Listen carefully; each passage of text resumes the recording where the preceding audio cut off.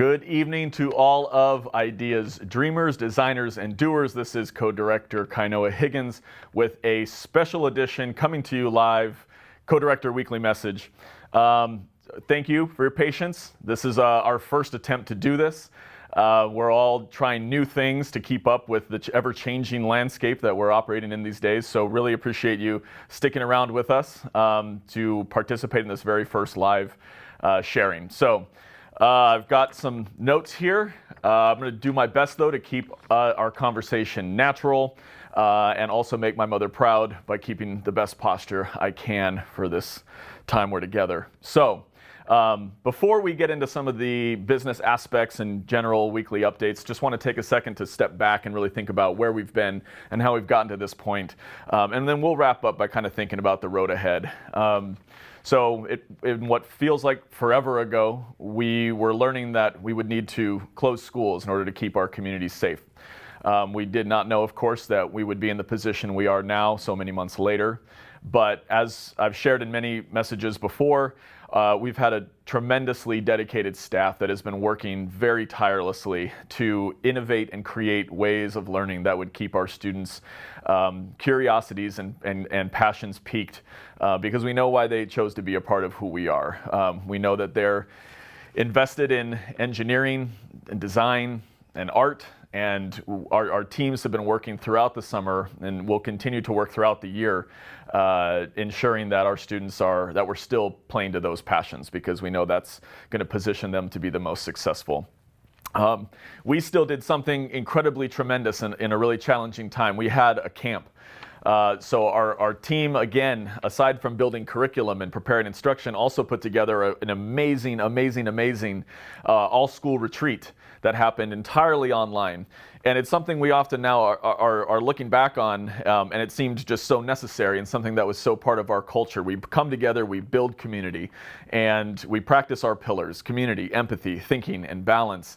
And it's one thing to do when you're actually at a camp and you're involving students in rotations and instructional blocks and spending time with your mentor group physically. But to turn that into a 7-hour, 2-day virtual experience was a tremendous undertaking and unprecedented, I believe, in the field and what we do in our work with students. And so hopefully that's something that your students have thought about and appreciated, that investment of their staff going all out to make sure that we're still starting the year in the way that we believe is most important, which is building relationships and start establishing a strong foundation of community. We've now got through that component. We're able to work out some of the kinks that come along with trying to teach school entirely online. And now we've had our first days of classes, which there's some really amazing things to take from that as well. We have had nearly all of our students pick up their district-issued laptop. We have most of our students online, and we had a tremendous high level of attendance on these first days of school. And we very much appreciate all the support that's coming from home and making sure our students are able to get there and have the setup they need to be successful. And that is something that we'll talk more about down the road as we continue more of these sessions. Just also want to share some of the philosophy that our staff is really thinking about as we approach this year.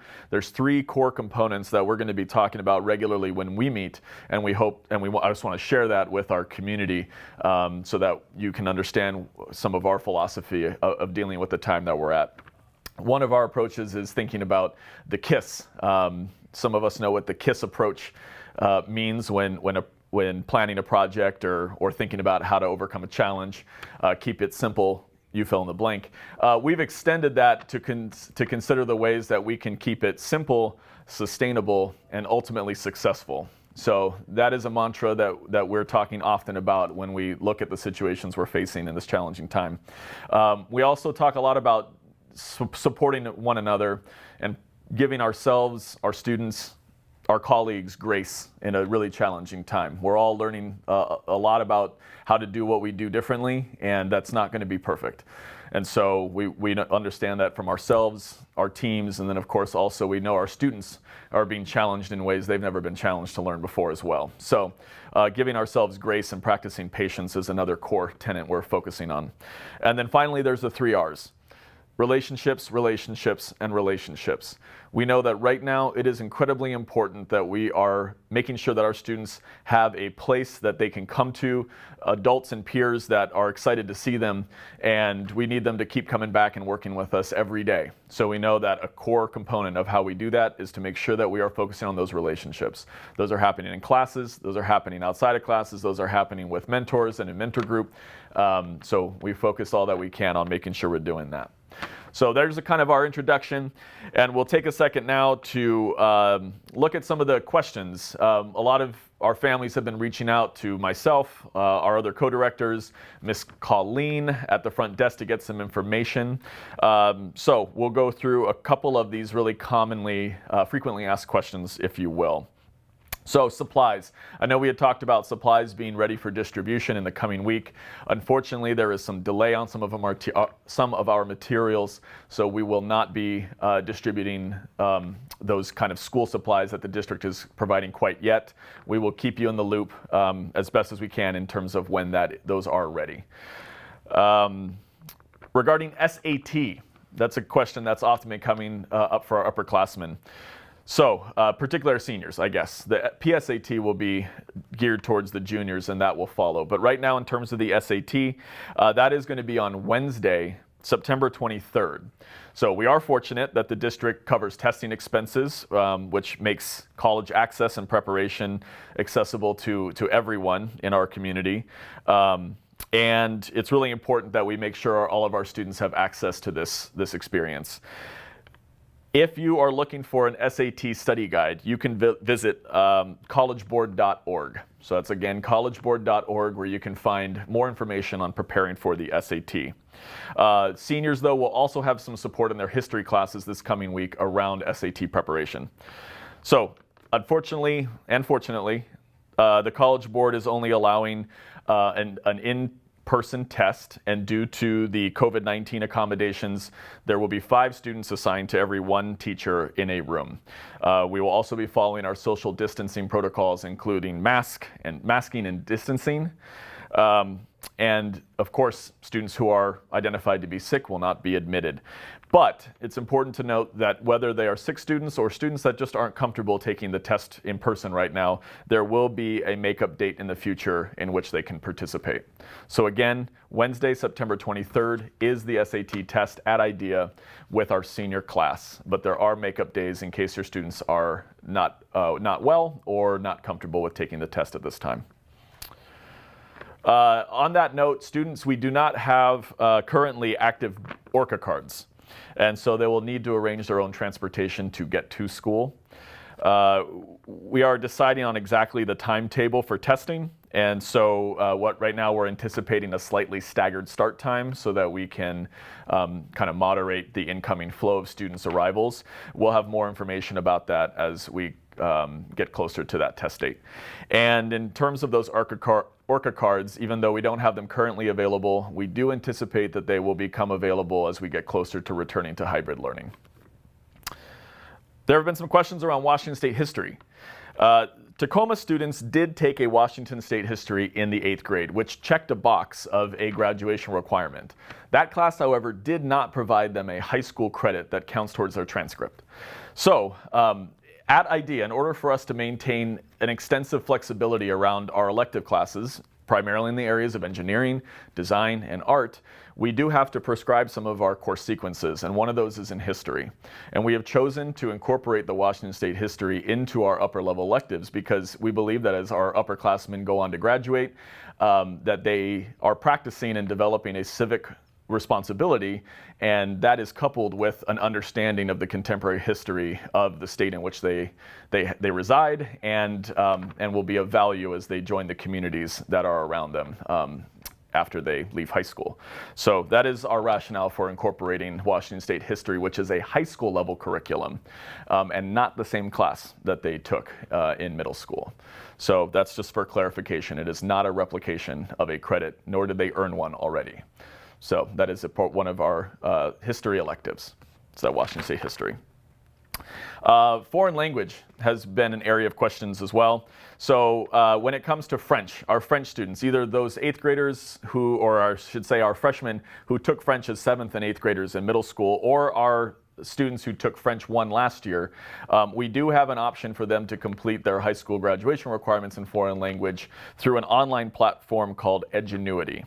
Our students are currently being loaded into this system, and we have a start date set for the 3rd week in September, so roughly next week. We will be able to start this working with students online. This will be a 0-hour class, meaning it's not incorporated into the 4 courses they're taking now. Our advice would be that they use their morning window of time between 8 and 9:30 to make consistent progress on their modules through this online learning. We will have an instructor that is going to work on a weekly basis hosting live sessions with students to support that learning along the way.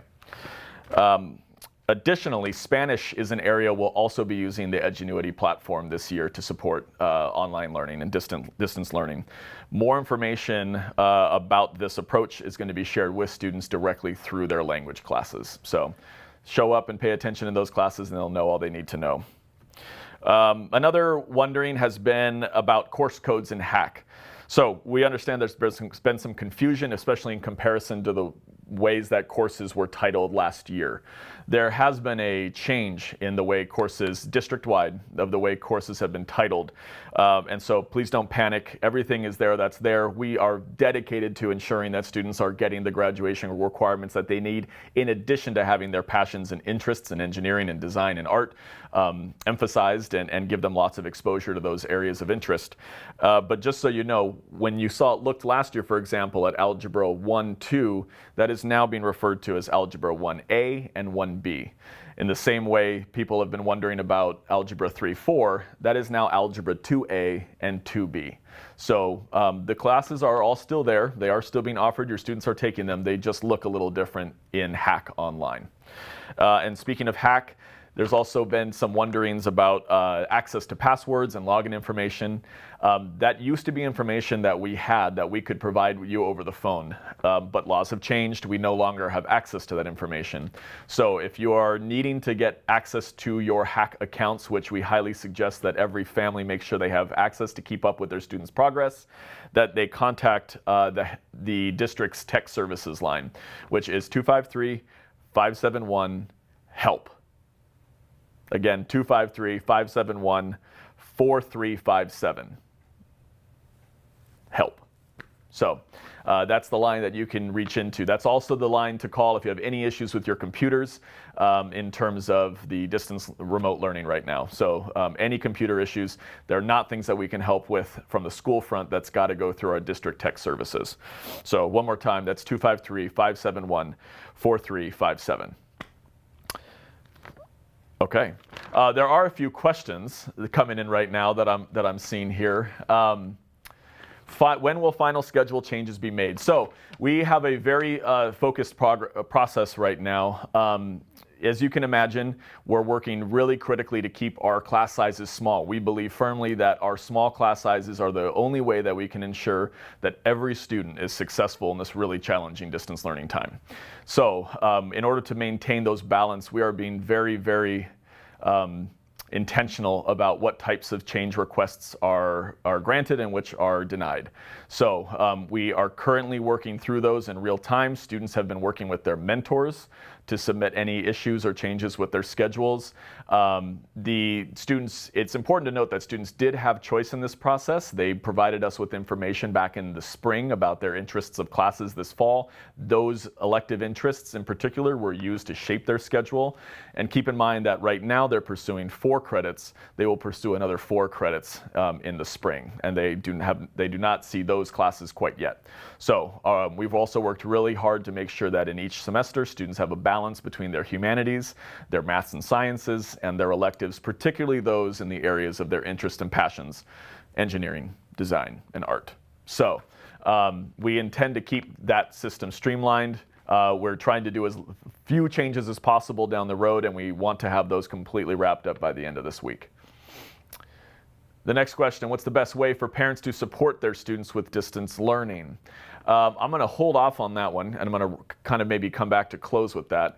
Is there an additional Spanish teacher being hired? What is the timeline for that? So yes, we actually are very excited to announce that just today we were able to secure the hiring of a new Spanish teacher for our community. So that will be someone that is introduced over the next week as they go through the process and make sure that they're all good to go with the necessary orientation. After that, they will join our team and we will announce them more formally. So that is taking place as we speak, and we're hopefully going to get through that sooner than later for everyone. And then this other question, what's the best way for parents to support their students with distance learning? As we continue these sessions, we will expand the use of the time. We'll of course always want to make sure you have up-to-date information, but we'll also use the opportunity to provide some of those resources and connections to things that are going to help you continue to connect with our school and best support your students. That might mean we have some guests that we're talking to about what's happening in the classrooms. And then we're also going to just, again, provide some of those resources. So something that you might look into right now, there is the founder of Shifting Schools and Reimagine Washington Ed. And I have yet to figure out exactly the pronunciation of the last name, but I believe this individual is named Jeff Utech. And you can find more information at www.shiftingschools.com. But in there's some student support modules. So you'll see if you visit that website, you'll see some links at the up on the top bar about supporting students through distance learning. And we'll, in these coming weeks, take a look at each one of those things. So one of them is all about creating an at-home learning space. So fundamentally, one of the most important things you can do right now is think about how to create a division of your students' personal life and time outside of school from what is happening when they're in the classroom. We want them to look and feel different when they attend school, even if it is under the same roof. So that's one of the first things you could do. Another thing would be thinking about how to support them like a coach. That's another challenging thing, is where is the line between being the parent and then really helping to coach them and develop their skill set that will lead to continued growth and success in the future. And then in doing so, how do you work with them to develop a growth mindset? These are challenging times, so one of the most important things that we can do with our young people to help them be successful is to foster and help them develop a growth mindset. And then ultimately, we'll also take a look as it becomes more. There's another question that's popped up. Will IDEA be using Schoology? Yes, we will be using Schoology. And that's actually the fourth point here, is understanding how to use the learning management systems. So one of the first things that you could make sure happen is that you have access to your students' hack, I should say your hack account, that it helps you to understand the progress of your student in their classes. And then we will, as we get closer to using those other tools like Schoology, talk more about what those are and how you can use those. I will say that in the shiftingschools.com resource, there is a parent-focused Schoology in 5-minute resource. So if you want to get a kind of a snapshot early, you can do that. We will be using Schoology a whole lot more. Right now, it is slowly being rolled out throughout the district. Our teachers are getting comfortable using it. The primary forms of working with students remains in using eSchools and what you see as Hack, and then also Microsoft Teams. So that is where your students every day should be showing up for their classes, is in Microsoft Teams. As you continue and this gets going, please just have lots of conversations with your students. Talk with them about what they're experiencing. Talk with them about how they're feeling in the process. The more that we can dialogue, we'll be able to best meet their need and meet them where they're at and support them to keep growing. This will continue to be challenging, but we're going to continue to do everything we can to ensure that their interests and their passions are met with rigorous and engaging learning experiences. So thank you for joining us here tonight, and we look forward to seeing you next week. Take care.